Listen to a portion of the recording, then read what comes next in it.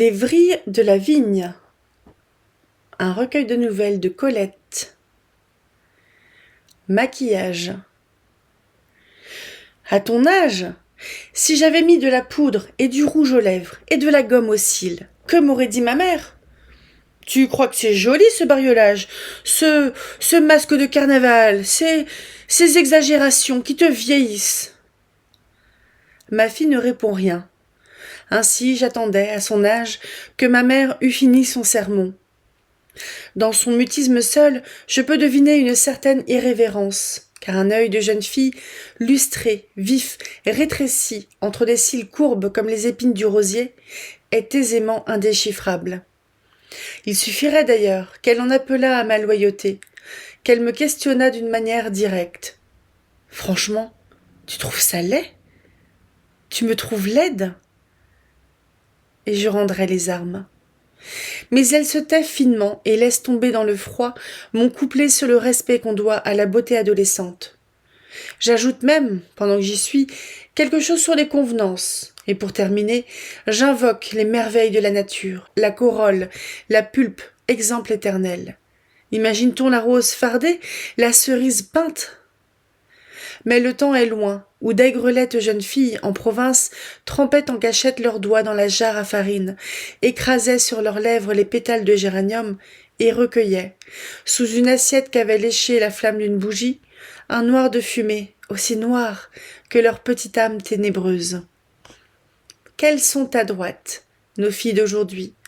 La joue ombrée, plus brune que rose, un phare insaisissable, comblant, bleuâtre ou gris, ou vert sourd, l'orbite. Les cils en épingle et la bouche éclatante. Elles n'ont peur de rien. Elles sont beaucoup mieux maquillées que leurs aînées. Car souvent la femme de 30 à 40 ans hésite. Aurais-je 30 ans? Ou 40? Ou 25? Appellerais-je à mon secours les couleurs de la fleur, celles du fruit? C'est l'âge des essais, des tâtonnements, des erreurs et du désarroi qui jette les femmes d'un institut à une académie, du massage à la piqûre, de l'acide à l'onctueux, et de l'inquiétude au désespoir. Dieu merci, elles reprennent courage plus tard. Depuis que je soigne et maquille mes contemporaines, je n'ai pas encore rencontré une femme de 50 ans qui fût découragée, ni une sexagénaire neurasthénique. C'est parmi ces championnes qu'il fait bon tenter et réaliser des miracles de maquillage. Où sont les rouges d'antan et leur âpreté de groseille, les blancs ingrats, les bleus enfants de Marie? Nous détenons des gammes à enivrer un peintre. L'art d'accommoder les visages, l'industrie qui fabrique les fards remue presque autant de millions que la cinématographie. Plus l'époque est dure à la femme, plus la femme, fièrement, s'obstine à cacher qu'elle en pâtit. Des métiers écrasants arrachent à son bref repos avant le jour celle qu'on nommait frêle créature.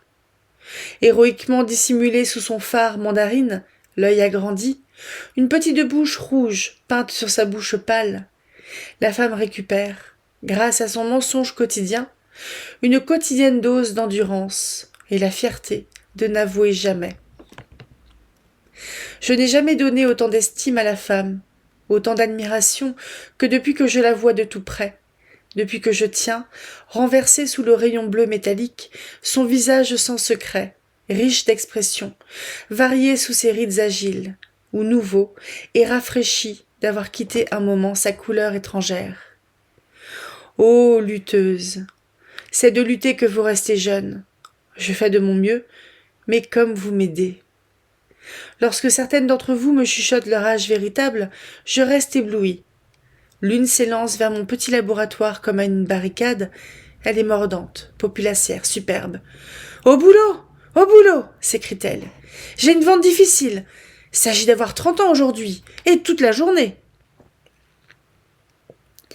De son valeureux optimisme, il arrive que je passe, le temps d'écarter un rideau, à l'une de ces furtives jeunes filles qui ont, du lévrier, le ventre creux, l'œil réticent et velouté, et qui parlent peu, mais parcourent d'un doigt expert le clavier des fards. Celui-là et celui-là. Et puis le truc à yeux, et la poudre foncée. Ah, et puis... c'est moi qui les arrête. Et qu'ajouterez-vous quand vous aurez mon âge? L'une d'elles leva sur mon visage un long regard désabusé. Rien. Si vous croyez que ça m'amuse, mon rêve, c'est d'être maquillée une fois pour toutes, pour la vie. Je me maquille très fort, de manière à avoir la même figure dans 20 ans. Comme ça, j'espère qu'on ne me verra pas changer. Un de mes grands plaisirs, c'est la découverte. On ne croirait jamais que tant de visages féminins de Paris restent jusqu'à l'âge mûr, tels que Dieu les créa.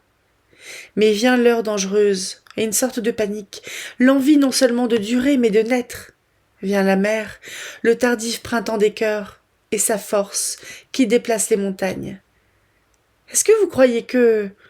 Oh, il n'est pas question pour moi de me changer en jeune femme, bien sûr, mais tout de même, je voudrais essayer. J'écoute, mais surtout je regarde.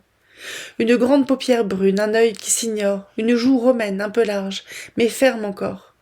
Tout ce beau terrain à prospecter, à éclairer.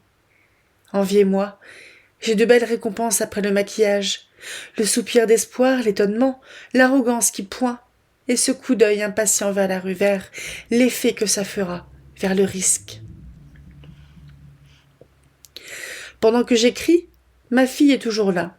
Elle lit, et sa main va d'une corbeille de fruits à une boîte de bonbons. C'est une enfant d'à présent. Lors de ses cheveux, en suis-je tout à fait responsable? Elle a eu un teint de pêche clair, avant de devenir, en dépit de l'hiver, un brugnon très foncé, sous une poudre aussi rousse que le pollen des fleurs de sapin. Elle sent mon regard, y répond malicieusement, et lève vers la lumière une grappe de raisin, noire, sous son brouillard bleu de pruine impalpable. « Lui aussi ?» dit-elle. « Il est poudré. »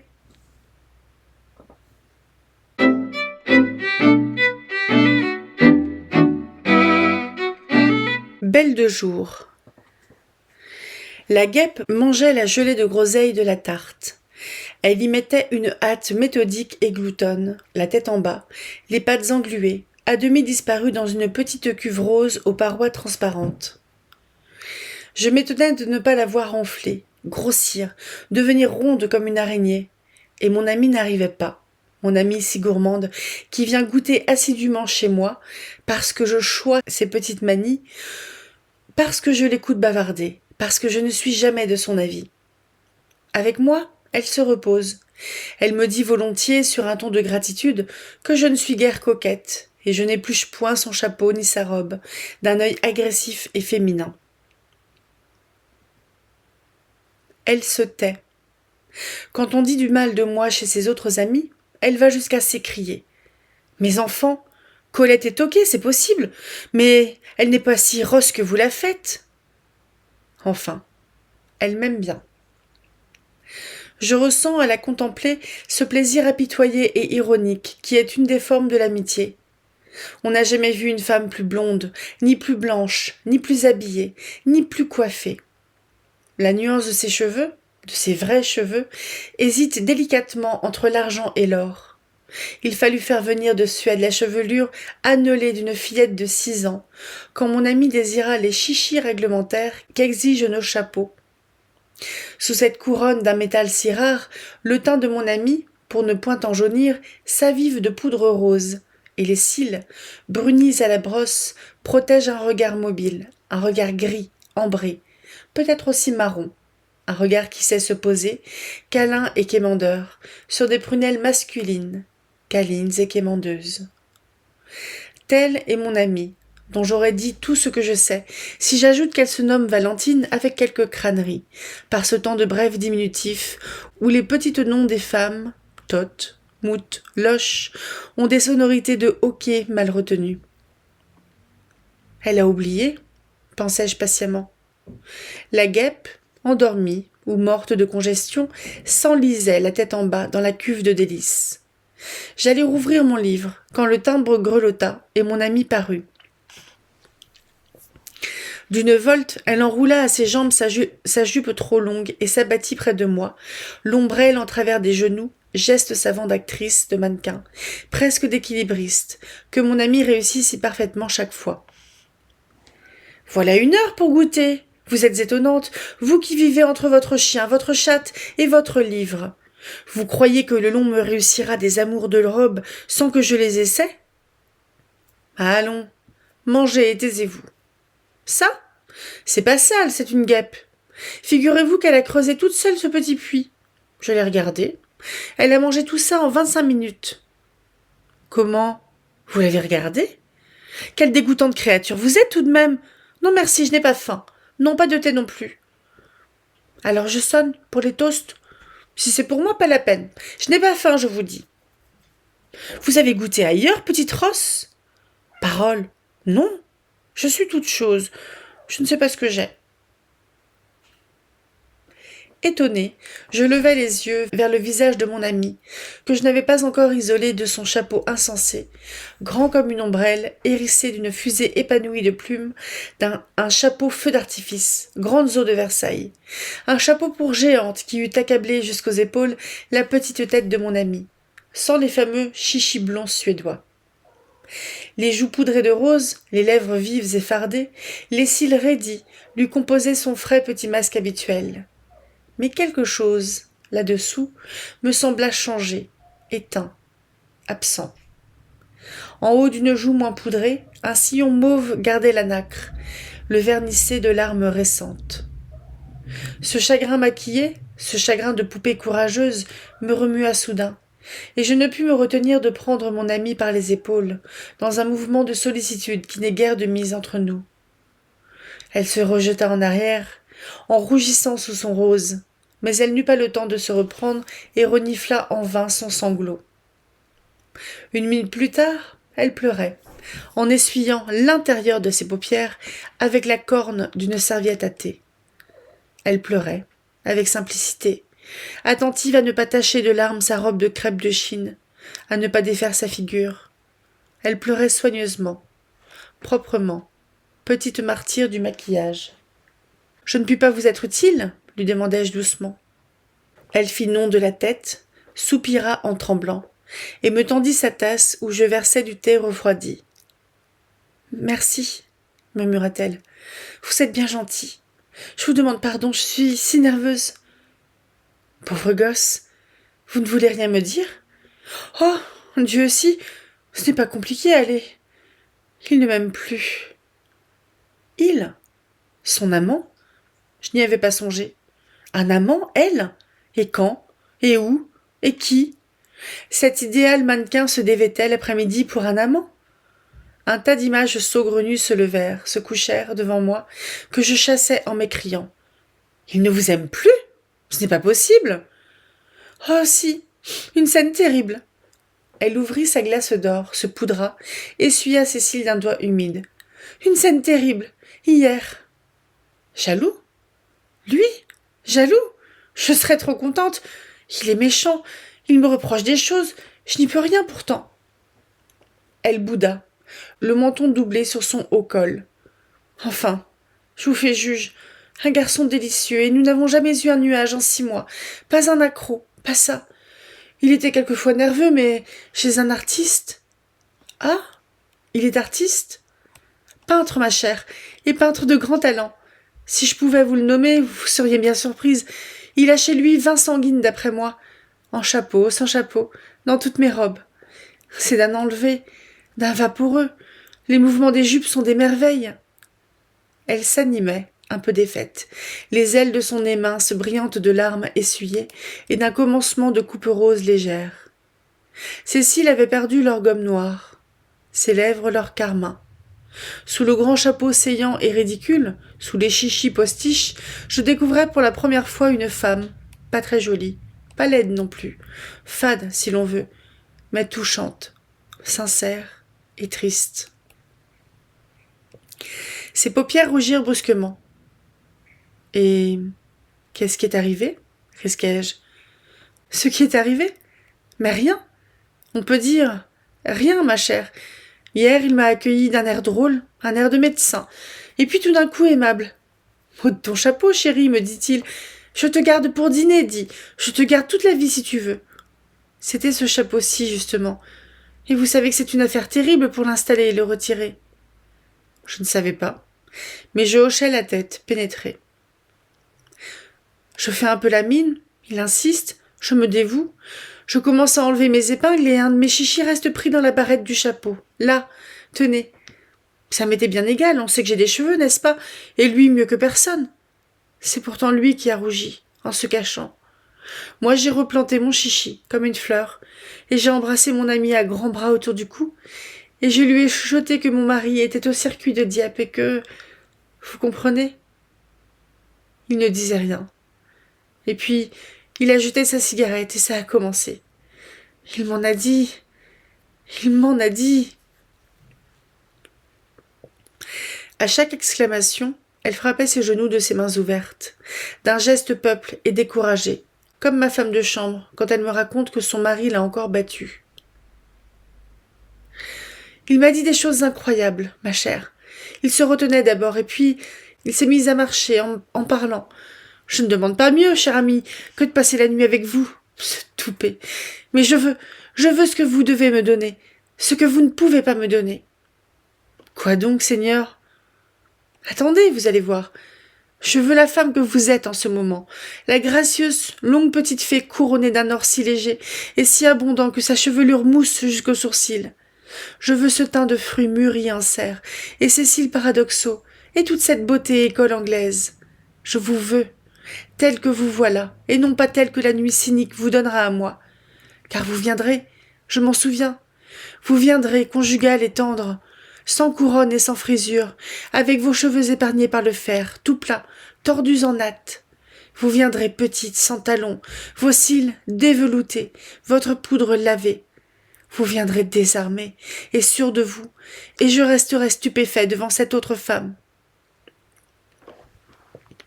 Mais vous le saviez pourtant, criait-il, vous le saviez. La femme que j'ai désirée, vous, telle que vous voilà, n'a presque rien de commun avec cette sœur simplette et pauvre qui sort de votre cabinet de toilette chaque soir.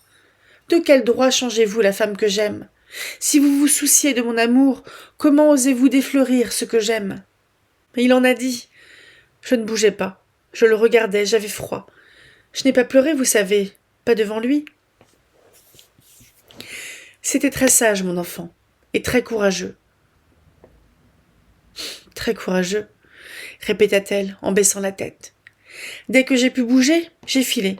J'ai entendu encore des choses terribles sur les femmes, sur toutes les femmes, sur l'inconscience prodigieuse des femmes, leur imprévoyant orgueil, leur orgueil de brute qui pense toujours au fond que ce sera assez bon pour l'homme. Qu'est-ce que vous auriez répondu, vous? Rien. Rien, c'est vrai. Que dire? Je ne suis pas loin de penser comme lui. Lui, l'homme grossier, poussé à bout. Il a presque raison. C'est toujours assez bon pour l'homme. Elles sont sans excuse. Elles ont donné à l'homme toutes les raisons de fuir, de tromper, de haïr, de changer. Depuis que le monde existe, elles ont infligé à l'homme, sous les courtines, une créature inférieure à celle qu'il désirait. Elles le volent avec effronterie. En ce temps où les cheveux de renfort, les corsets truqués, font du moindre laideron piquant, une petite femme épatante. J'écoute parler mes autres amies, je les regarde et je demeure, pour elles, confuse. Lily la charmante, ce page aux cheveux courts et frisés, impose à ses amants, dès la première nuit, la nudité de son crâne bossué d'escargot marron, l'escargot gras et immonde du bigoudi. Clarisse préserve son teint, pendant son sommeil, par une couche de crème au concombre, et Annie relève à la chinoise tous ses cheveux attachés par un ruban. Suzanne enduit son cou délicat de lanoline et l'emmaillote de vieux linges usés. Minna ne s'endort jamais sans sa mentonnière, destinée à retarder l'empâtement des joues et du menton, et elle se colle sur chaque tempe une étoile en paraffine. Quand je m'indigne, Suzanne lève ses grasses épaules et dit « Penses-tu que je vais m'abîmer la peau pour un homme ? Je n'ai pas de peau de rechange. S'il n'aime pas la lanoline, qu'il s'en aille, je ne force personne. » Et Lily déclare, impétueuse, « D'abord, je ne suis pas laide avec mes bigoudis. Ça fait petite fille frisée pour une distribution de prix. » Minna répond à son ami quand il proteste contre la mentonnière. « Mon chéri, tes bassins. Tu es pourtant assez content aux courses quand on dit derrière toi. Cette Minna, elle a toujours son ovale de vierge. » Et Janine, qui porte la nuit une ceinture amaigrissante, et Marguerite qui... Non, celle-là, je ne peux pas l'écrire. Ma petite amie, enlaidie et triste, m'écoutait obscurément penser, et devina que je ne la plaignais pas assez. Elle se leva. « C'est tout ce que vous me dites ?»« Mon pauvre petit, que voulez-vous que je vous dise ? Je crois que rien n'est cassé, et que votre peintre d'amant grattera demain à votre porte, peut-être ce soir. Peut-être qu'il aura téléphoné. Il n'est pas méchant au fond, il est un peu toqué. C'est une crise, n'est-ce pas ? » Elle était déjà debout, tout éclairée d'espoir. Je dis oui chaque fois, pleine de bonne volonté et du désir de la satisfaire. Et je la regardais filer sur le trottoir, de son pas raccourci par les hauts talons. Peut-être, en effet, l'aime-t-il. Et s'il l'aime, l'heure reviendra, où malgré tous les apprêts et les fraudes, elle redeviendra pour lui l'ombre aidant, la faunesse aux cheveux libres, la nymphe aux pieds intacts, la belle esclave aux flancs sans plis, nue comme l'amour même.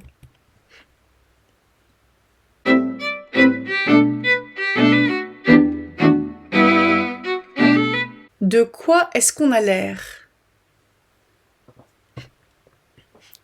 Qu'est-ce que vous faites demain dimanche ? Pourquoi me demandez-vous ça ? Oh, pour rien. Mon amie Valentine a pris, pour s'enquérir de l'emploi de mon dimanche, un air trop indifférent. J'insiste. Pour rien ? C'est sûr ? Allons, dites tout. Vous avez besoin de moi ? Elle s'en tire avec grâce, la rouée, et me répond gentiment. J'ai toujours besoin de vous, ma chère. Oh, ce sourire. Je reste un peu bête, comme chaque fois que sa petite duplicité mondaine me joue. J'aime mieux céder tout de suite. Le dimanche, Valentine, je vais au concert, ou bien je me couche. Cette année, je me couche souvent, parce que Chevillard est mal logé et parce que les concerts colonnes qui suivent se ressemblent. Ah, vous trouvez ? Je trouve. Quand on a fréquenté Bayreuth, autrefois, assez assidûment, quand on a joui de vin de roi en Wotan et souffert de Burgstaller en Siegfried, on n'a aucun plaisir, mais aucun, à retrouver celui-ci chez Colonne, en civil, avec sa dégaine de sacristain frénétique couronnée de frisettes enfantines, ses genoux de vieille danseuse et sa sensiblerie de séminariste. Un méchant hasard nous réunit au Châtelet, lui sur la scène, moi dans la salle. Il y a quelques semaines, je dus l'entendre bramer, 2 fois, un Ich grolle nicht, que madame de Maupeou n'ose plus servir à des parents de province. Avant la fin du concert, j'ai fui, au grand soulagement de ma voisine de droite, la dame d'un conseiller municipal de Paris, ma chère. Vous la gêniez ? Je lui donnais chaud. Elle ne me connaît plus depuis qu'une séparation de corps et de biens m'a tant changé. Elle tremblait chaque fois que je bougeais un cil et que je l'embrassasse. Ah, je comprends. Elle comprend. Les yeux baissés, mon amie Valentine tapote le fermoir de sa bourse d'or. Elle porte, mais je vous l'ai compté déjà, un vaste et haut chapeau, sous lequel foisonnent des cheveux d'un blond ruineux. Ses manches à la japonaise lui font des bras de pingouin, sa jupe, longue et lourde, couvre ses pieds pointus. Et il lui faut un terrible entêtement pour paraître charmante sous tant d'horreur. Elle vient de dire, comme malgré elle. Je comprends. Oui, vous comprenez, j'en suis sûre. Vous devez comprendre cela. Mon enfant, vous ne rentrez pas chez vous ? Il est tard. Et votre mari ? Oh, ce n'est pas gentil à vous. Ses yeux bleu-gris vert marron, humbles, me supplient, et je me repens tout de suite. C'est pour rire, bête. Voyons, que vouliez-vous faire de mon dimanche ? Mon amie Valentine écarte ses petits bras de pingouin, comiquement. Eh bien, voilà, justement, c'est comme un fait exprès. Figurez-vous, demain après-midi, je suis toute seule. Toute seule. Et vous vous plaignez ? Le mot m'a échappé. Je la sens presque triste, cette jeune poupée. Son mari absent, son amant occupé. Ses amis, les vrais, fêtent le Seigneur porte close ou filent en auto. Vous vouliez venir chez moi, demain, mon petit ? Mais venez donc, c'est une très bonne idée. Je n'en pense pas un mot, mais elle me remercie, d'un regard chien perdu, propre à me toucher, et elle s'en va, vite, pressée, comme si vraiment elle avait quelque chose à faire. Dimanche. Mon cher dimanche de paresse et de lit tiède, mon dimanche de gourmandise, de sommeil, de lecture, te voilà perdu, gâché. Et pour qui? Pour une incertaine amie qui m'apitoie, vaguement. Ne t'endors pas, ma chatte grise repue, car mon amie Valentine va sonner, entrer, froufrouter, s'exclamer. Elle passera sa main gantée sur ton dos, et tu frémiras de l'échine en levant sur elle des yeux meurtriers.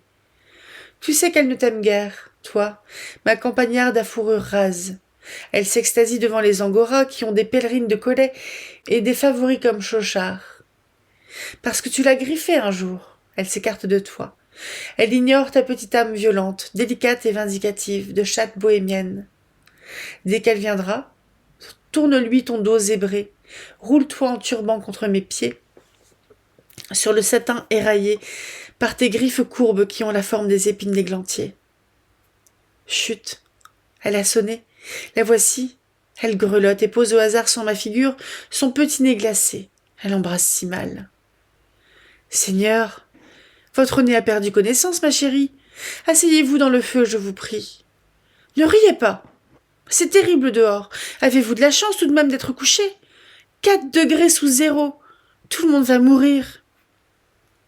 De fait, le visage de mon ami a tourné au lilas. Le lilas un peu verdâtre des prunes, qui commencent à mûrir. Un splendide costume tailleur, en velours souris, la moule, l'épouse du col aux pieds. La jaquette surtout, oh, la jaquette, étroite en haut, évasée en bas, la basque brodée battant le genou, comme une seconde petite jupe. Et on a jeté là-dessus, par 4 degrés sous zéro, une étole de zibeline, un coûteux chiffon de fourrure inutile. Et on meurt de froid, et on a le nez mauve. Petite buse, vous ne pouviez pas mettre votre paletot en bretschwanz, au moins? Elle se tourne à demi, les mains au chapeau, égarée dans sa voilette. Mais non, je ne pouvais pas. Avec cette mode de jaquette longue, les basques de celle-ci dépassent sous mon chapeau de bretschwanz. Alors je vous demande un peu, de quoi est-ce qu'on a l'air? Il fallait allonger le paletot de bretschwanz. Merci. Et puis quoi encore? Max est très chic, et pas trop cher, mais tout de même. Il fallait acheter une zibeline plus grande. Mon amie vire sur moi comme si elle allait me mordre. Une zibeline plus grande? Je ne suis pas Rothschild, moi. Moi non plus. Moi non plus. Ou bien, attendez, vous auriez dû avoir un manteau sérieux, en fourrure moins chère, qui ne serait pas de la zibeline. Dépêtré de sa voilette, mon ami laisse tomber ses bras fatigués. Une autre fourrure. Il n'y a pas de fourrure vraiment chic, vraiment habillée en dehors de la zibeline. Une femme chic sans zibeline, sérieusement, ma chère, de quoi a-t-elle l'air? De quoi, en effet, peut-elle bien avoir l'air? Je n'en sais rien. Je cherche, en caressant des orteils au fond de mon lit, ma boule en caoutchouc. Le feu craque et siffle, un feu campagnard et sans vergogne, qui pète et lance de petites braises roses. Valentine, vous allez être bien gentille et vous occuper du ménage. Tirez la table à thé contre le lit, l'eau bouillante est devant le feu. Les sandwichs, le frontignan, tout est là. Vous n'aurez pas à sonner Francine. Je ne serai pas forcée de me lever. On va être tranquille, gourmande, paresseuse. Ôtez votre chapeau. Vous pourrez appuyer votre nuque au coussin. Là, donc. Elle est gentille sans chapeau. Un peu modiste, un peu mannequin, mais gentille. Un beau rouleau de cheveux dorés s'abaisse jusqu'à ses sourcils châtains et soutient une grosse vague ondulée. Au-dessus, il y a encore une vague plus petite. Et puis encore au-dessus, en arrière, des boucles, des boucles, des boucles. C'est appétissant, propre, à la fois crémeux et net, compliqué comme un entremets de repas de noces. La lampe, j'ai fait clore persiennes et rideaux, jette au visage de mon ami un fard rose. Mais malgré la poudre de riz en nappe égale et veloutée, malgré le rouge des lèvres, je devine les traits tirés, le sourire raidi. Elle s'appuie au coussin avec un grand soupir de fatigue. Oh. Claqué? Claqué complètement. L'amour? Geste d'épaule. L'amour? Ah là là, pas le temps. avec les premières, les dîners, les soupers, les déjeuners en auto aux environs, les expositions et l'été. C'est terrible ce mois-ci. On se couche tard, hein? Hélas. Levez-vous tard, ou bien vous perdrez votre beauté, mon petit. Elle me regarde, étonnée. Me lever tard? Vous en parlez à votre aise, et la maison, et les ordres à donner, et les comptes des fournisseurs, et tout, et la femme de chambre qui frappe à ma porte 25 fois. Tirez le verrou, et dites qu'on vous fiche la paix. Mais je ne peux pas. Rien ne marcherait plus chez moi. Ce serait le coulage, le vol organisé. Tirez le verrou. Je pense à la figure que ferait, derrière la porte, mon gros maître d'hôtel qui ressemble à Jean de Bonnefond. De quoi est-ce que j'aurais l'air? Je ne sais pas, moi. D'une femme qui se repose. Facile à dire, soupire-t-elle dans un bâillement nerveux. Vous pouvez vous payer ça, vous, qui êtes en marge de la société? Elle rit de tout son cœur, soudain rajeunie. Puis, mélancolique. Eh oui, vous le pouvez. Nous autres, on ne nous le permet pas. Nous autres. Pluriel mystérieux, franc-maçonnerie imposante de celle que le monde hypnotise, surmène et discipline. Un abîme sépare cette jeune femme assise, en costume tailleur gris, de cette autre femme couchée sur le ventre, les poings au menton. Je savoure, silencieuse, mon enviable infériorité. Tout bas, je songe. Vous autres, vous ne pouvez pas vivre n'importe comment. C'est là votre supplice, votre orgueil et votre perte. Vous avez des maris qui vous mènent après le théâtre souper, mais vous avez aussi des enfants et des femmes de chambre qui vous tirent le matin à bas du lit. Vous soupez au café de Paris, à côté de mademoiselle Xaverine de Choisy, et vous quittez le restaurant en même temps qu'elle, un peu grise, un peu toquée, les nerfs en danse. Mais mademoiselle de Choisy, chez elle, dort si ça lui chante, aime si ça lui roucoule, et jette en s'endormant à sa camériste fidèle. Je me piote pour jusqu'à 2 heures de l'après-midi, et qu'on ne me barbe pas avant, ou je fiche ces 8 jours à tout le monde. Ayant dormi 9 heures d'un juste repos, mademoiselle de Choisy s'éveille, fraîche, déjeune, et file rue de la Paix, où elle vous rencontre, vous, Valentine, vous, toutes les Valentines, vous, mon ami, debout depuis 8h30 du matin, déjà sur les boulets, palote et les yeux creux. Et mademoiselle de Choisy, bonne fille, glisse en confidence à son essayeuse. Elle en a une mine, la petite madame Valentine Chose. Elle doit s'en coller une de ses noces. Et votre amant, au souper suivant, compareront in petto, eux aussi, la fraîcheur reposée de mademoiselle de Choisy à votre évidente fatigue. Vous penserez, rageuse et inconsidérée. Elles sont en acier, ces femmes-là. Que non pas, mon ami. Elles se reposent, plus que vous. Quelle demi-mondaine résisterait au train-train quotidien de certaines femmes du monde, ou même de certaines mères de famille? Ma jeune amie a ébouillanté le thé, et emplit les tasses d'une main à droite. J'admire son élégance un peu voulue, ses gestes justes. Je lui sais gré de marcher sans bruit, tandis que sa longue jupe la précède et la suit, d'un flot obéissant et moiré. Je lui sais gré de se confier à moi, de revenir, au risque de compromettre sa position correcte de femme qui a un mari et un amant, de revenir chez moi avec un entêtement affectueux qui frise l'héroïsme. Au tintement des cuillères, ma chatte grise vient d'ouvrir ses yeux de serpent. Elle a faim. Mais elle ne se lève pas tout de suite, par souci de pur camp. Mendier, à la façon d'un angora plaintif et câlin, sur une mélopée mineure, fi!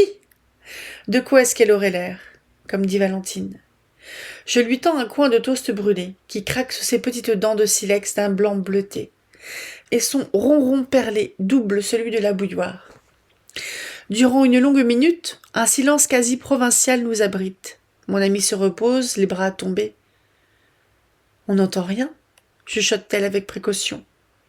Je lui réponds des yeux, sans parler, amolli de chaleur et de paresse. On est bien. Mais l'heure ne serait-elle pas meilleure encore si mon amie n'était pas là? Elle va parler, c'est inévitable, elle va dire « De quoi est-ce qu'on a l'air ?» Ce n'est pas de sa faute, on l'a élevée comme ça. Si elle avait des enfants, elle leur défendrait de manger leur viande sans pain, ou de tenir leur cuillère avec la main gauche. « Jacques, veux-tu bien? De quoi as-tu l'air ?» Chut. Elle ne parle pas. Ses paupières battent et ses yeux ont l'air de s'évanouir. J'ai devant moi une figure presque inconnue, celle d'une jeune femme, ivre de sommeil et qui s'endort avant d'avoir fermé les paupières. Le sourire voulu s'efface, la lèvre boude, et le petit menton rond s'écrase sur le col en broderie d'argent. Elle dort profondément à présent. Quand elle se réveillera en sursaut, elle s'excusera en s'écriant « M'endormir en visite? Sur un fauteuil? De quoi ça a-t-il l'air ?» Mon amie Valentine, vous avez l'air d'une jeune femme oubliée là, comme un pauvre chiffon gracieux. Dormez, entre le feu et moi, au ronron de la chatte, au froissement léger du livre que je vais lire. Personne n'entrera avant votre réveil. Personne ne s'écriera, en contemplant votre sommeil boudeur et mon lit défait. Oh, de quoi cela a-t-il l'air? Car vous en pourriez mourir de confusion. Je veille sur vous, avec une tiède, une amicale pitié. Je veille sur votre constant et vertueux souci de l'air que ça pourrait avoir. Je veille sur votre constant et vertueux souci de l'air que ça pourrait avoir.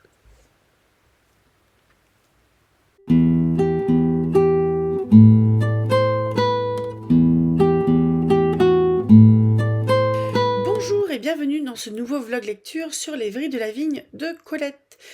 Petit changement de programme, en fait j'avais calculé mais j'avais un petit peu découpé à la louche qu'il ne restait plus que 2 dimanches. En fait il y en aura un troisième parce que là je dois être peut-être plus autour de 3/4 d'heure de vidéo, enfin d'enregistrement audio, plus le vlog lecture derrière. Ça me paraît quand même pas mal. Ce qui fait que peut-être que ça sera un poil plus court les fois suivantes, c'est pas grave, mais là j'ai un petit peu la flemme de me taper un montage qui va durer 2 heures, je vous avouerai. Puis en fait ça suffit, je trouve que il y a des nouvelles qui étaient assez conséquentes, donc on en a lu 3. On a lu 3 nouvelles, je vous dis à combien on est. Bon, je vous dirai après. Attendez. On est à 3 nouvelles, on arrive à... On était à 45%, on arrive à 63%. Et on a commencé par maquillage. Donc c'était assez court. Quoique... Ouais, il faisait bien un petit quart d'heure à vue de nez. Mais maquillage, j'ai trouvé ça intéressant parce que c'est vrai que Colette, le peu que je sais de sa vie, elle a quand même fait du musical, il me semble. Elle a peut-être fait un peu de théâtre aussi. Je crois que c'était aussi une femme qui était... qui a commencé vraiment à créer et gérer son image. Les photos, par exemple, elle avait des biographes de son vivant, des choses comme ça. Je vous dis juste 2-3 trucs que j'ai entendus à droite à gauche, donc ne le prenez pas forcément pour argent comptant, hein. Mais ouais, il me semble qu'elle a été quand même dans les métiers du spectacle.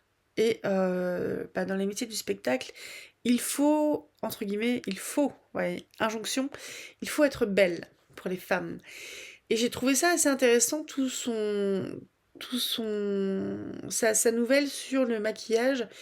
Je trouve qu'on frôle presque l'article. Vous voyez, pas en fait une histoire, mais plus une réflexion.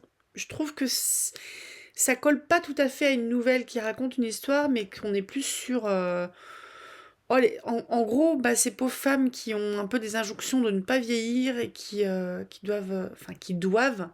s'imposent les dictats de la société, à savoir de se maquiller pour rester belle, se maquiller beaucoup pour que quelque part elles aient toujours le même visage. J'ai plus des... Comme je lis au fur et à mesure, plus l'époque est dure à la femme, plus la femme, fièrement, s'obstine à cacher qu'elle en pâtit. Joli. Ça, c'était beau aussi. Ô lutteuse, c'est de lutter que vous restez jeune.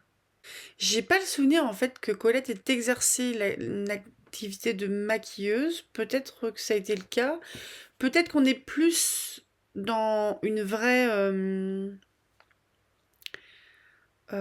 nouvelle avec un personnage. Est-ce que ce jeu est Colette ou quelqu'un d'autre? Je sais pas. Et là, j'aime bien aussi quand il y a des échanges avec des femmes qu'elle qu'elle maquille. Mon rêve, c'est d'être maquillée une fois pour toutes pour la vie. Je me maquille très fort, de manière à avoir la même figure dans 20 ans. Comme ça, j'espère qu'on ne me verra pas changer. Enfin, je trouve qu'il y a quelque chose d'assez triste sur la nécessité de beauté, de jeunesse, la nécessité de se maquiller, de se farder, de tricher en quelque sorte. Oui, je ne me maquille pas, j'ai pas forcément un teint de pêche, mais j'ai jamais su me maquiller et puis j'ai une peau qui est réactive, donc c'est chiant, ce qui fait que je me maquille pas. Donc j'économise pas mal de sous et de temps, mais ça m'a jamais spécialement attiré. Mais c'est vrai que j'ai un rapport à l'apparence qui est très nature, moi, nature peinture, hein, comme on dit. Mais oui, c'est une nouvelle que j'ai trouvée assez touchante. Ensuite, on va avoir deux nouvelles sur la même copine, à savoir Valentine. J'aime bien le côté très nature décomplexée de Colette qui attend sa copine et puis qui laisse la guêpe manger la gelée de groseille de la tarte. Et du coup, la copine qui arrive, c'est mais non, je vais pas bouffer ça quand même. Donc ça, c'était assez rigolo. Euh, on sent j'ai l'impression que ce sont des amis, mais que Colette est plus âgée ici, qui a peut-être une dizaine, une quinzaine ou une vingtaine d'années, quasiment une relation mère-fille, où cette amie-là vient chercher quelque part aussi du réconfort ou des conseils. Donc la pauvre, elle est toute triste parce que son amant la préfère sans maquillage, et je trouve ça assez joli, quelque part. Il m'a dit des choses incroyables. Je ne demande pas mieux, cher ami, que de passer la nuit avec vous, mais je veux ce que vous devez me donner, ce que vous devez me donner, ce que vous ne pouvez pas me donner. Je veux la femme que vous êtes en ce moment, la gracieuse, longue petite fée couronnée d'un or si léger et si abondant que sa chevelure mousse jusqu'aux sourcils. Je veux ce teint de fruits mûris en serre, et ces cils paradoxaux, et toute cette beauté école anglaise. Je vous veux telle que vous voilà, et non pas telle que la nuit cynique vous donnera à moi. Car vous viendrez. Vous viendrez conjugal et tendre, sans couronne et sans frisure, avec vos cheveux épargnés par le fer, tout plat, tordu en natte. Vous viendrez petite, sans talons, vos cils déveloutés, votre poudre lavée. Vous viendrez désarmé et sûr de vous, et je serai stupéfait devant cette autre femme. Donc là, on a l'analogie, je crois que c'est le bon terme, maquillage égale assurance pour une femme.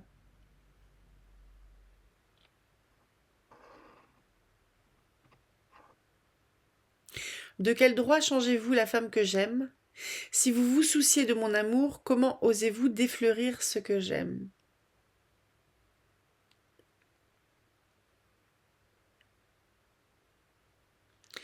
L'inconscience prodigieuse des femmes. Oh là là. Après, on part un peu dans des délires un peu. J'ai un peu moins apprécié l'espèce de réflexion sur. C'est toujours assez bon pour l'homme. Elles sont sans excuse, elles ont donné à l'homme toutes les raisons de fuir, de tromper, de haïr, de changer. Depuis que le monde existe, elles ont infligé à l'homme sous les courtines une créature inférieure à celle qu'il désirait. Elles le volent avec effronterie, en ce temps où les cheveux de renfort, les corsets truqués, font du moindre laideron piquant une petite femme épatante. Ah oui, et Valentine, en fait, j'ai l'impression qu'elle a dû acheter des cheveux blonds d'une petite fille scandinave. Elle a un espèce de toupet ou je sais pas. Elle a peut-être pas une perruque, mais genre une espèce de postiche pour faire un chignon ou un truc comme ça. Un chignon plus volumineux. Et j'aime bien le petit listing des amis de Colette aussi qui s'astreignent en fait à des rituels beauté qui peuvent être un petit, enfin qui les rendent laides en fait quand elles le font là, la nana qui se couche avec des bigoudis, celle qui a un masque et tout ça. Peut-être en effet l'aime-t-il, et s'il l'aime, l'heure reviendra où malgré tous les apprêts et les fraudes, elle redeviendra pour lui l'ombre aidant, la faunesse aux cheveux libres, la nymphe aux pieds intacts, la belle esclave aux flancs sans plis, nue comme l'amour même. Il y a toujours cette sensualité chez Colette que j'apprécie. Ah, de quoi est-ce qu'on a l'air? Elle est assez drôle aussi cette nouvelle. On la sent quand même plein de plein de bienveillance, un peu amusé peut-être par cette amie qui a tant besoin en fait de d'avoir l'air de quelque chose et de quelque chose qu'on ne lui reproche pas. Parce que oh, c'est le candidaton et compagnie. Donc c'est... Alors il y a pas mal de références, je pense à du musical ou de l'opéra peut-être, que je connais pas. Mais elle était assez rigolote celle-là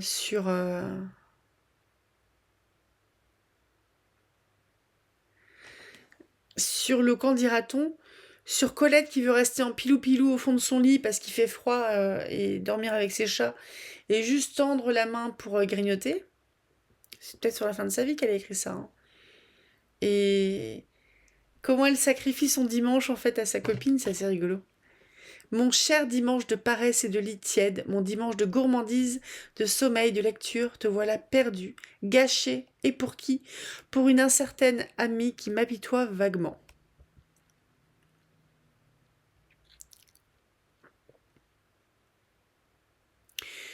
Et bah comme il faut paraître bien, elle n'est pas assez couverte alors qu'il fait -4. Ça c'est assez drôle aussi. Et j'aime bien en fait aussi le fait que cette femme qui est juste une épouse et une maîtresse, je crois qu'elle n'a pas encore d'enfant, j'ai pas retenu, qu'elle est complètement crevée de ses journées et de tout, tout en fait ces injonctions paradoxales qu'elle se propose, enfin qu'elle vive. Je sais pas si en leur imposant de rester belle et jeune, on leur impose aussi tous les rituels beauté qui vont avec, mais moi, ma grand-mère, par exemple, quand elle était plus jeune, ma petite mamie là qui est encore en vie, elle avait des bigoudis. On a encore son petit sac de bigoudis, donc c'était les gros ronds. Elle a jamais eu les cheveux très longs, mais en gros, peut-être bien. Ouais, elle faisait cette mise en pli peut-être une fois par semaine ou tous les jours, je sais plus. Ça remonte à trop longtemps.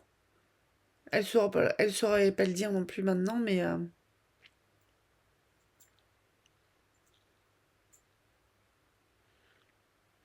et j'aime bien le fait justement que cette jeune femme, elle s'en paffe parce qu'elle est crevée. Mon amie Valentine, vous avez l'air d'une jeune femme oubliée là, comme un pauvre chiffon gracieux. Je veille sur vous avec une tiède, une amicale pitié. Je veille sur votre constant et vertueux souci de l'air que ça pourrait avoir. Ça va être épuisant, hein, de vivre en essayant de répondre en fait à l'image qu'on a envie de donner et qu'on pense que les autres ont envie de voir. C'est très actuel, je pense, avec tout ce qui est réseaux sociaux, Insta, compagnie, les photos Instagrammables, les trucs YouTube avec la vidéo, enfin avec la bibliothèque dans le fond, et moi qui ai ma pile de linge, qui en a rien à foutre. Moi je suis Colette, enchantée. Euh, mais ouais, ça m'éclate. Je suis même pas coiffée. Moi aussi, je me suis démêlé les cheveux, je les ai accrochés. Je n'ai pas été plus loin que la boîte aux lettres aujourd'hui, mais je sais pas, je me suis un peu ébouriffée un moment. Allez, je vous souhaite un très bon dimanche. À bientôt pour 2 dimanches, donc ça va décaler un tout petit peu. Et pareil que dans la vidéo d'hier, je ne sais pas s'il y a eu une vidéo. Il n'y a pas eu de vidéo mercredi, il y en aura peut-être une jeudi ou vendredi, je ne sais pas encore. Et je ne sais pas encore quelle vidéo il y aura mercredi prochain. J'ai envie de parler de lecture, mais j'ai aussi envie de parler d'expérience de lecture. Pourquoi pas aussi de l'écriture, peut-être, si j'arrive à un peu bouger mes fesses. Mais là, il est tard. Je vous souhaite un très bon dimanche. Lisez tout plein et rêvez tout grand. Salut!